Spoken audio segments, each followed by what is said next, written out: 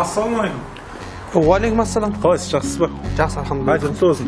Айттарыңыз құтты Қой болсын. сататын жер ғой? Иә, қой сататын жер ғой, осы. Қандай қойлар бар? Жақсы қойлар бар.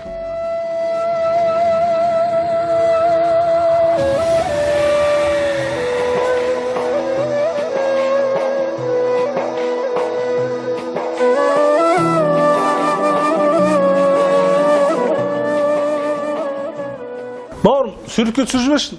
Өзім дұрыс түсіре алмайдым сәл. Бауырым, не істеп жатсың? Не істегенде құрбан айт емес па? Құрбандық шалып атқан қойыммен бірге суретке түсіп, интернет желілерінен таратып, Facebook, Instagram, Twitter, WhatsApp бәрінен көрсетіп, құрбан айт құтты болсын деп мақтанбаймын ба? Құрбандық шалып атырмын ғой. Бауырым. Аллах Тағала Құран-ы Кәрімде Каусар сүресінің 2-ші аятында Раббың үшін намаз оқы, Раббың үшін құрбандық шал деген. Енді Алла разы болсын. Мынандай құрбандық шалып атсын, ізгі амалдар жасап атсын. Бірақ мақтанушылық деген, рия деген нәрсе сенің мынау ізгі амалдарыңды жоқтыққа шығарып жібереді. Мүмкін. Енді қалай мақтанбайсың?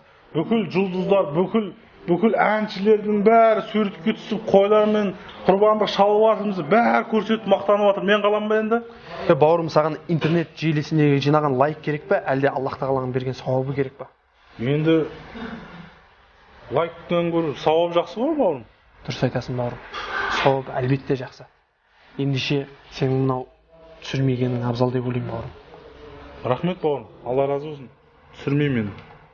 Сәл қалдық, лайк жинайын деп сауаптан айырылып қалуға. Рахмет саған. Алла разы болсын, бауырым.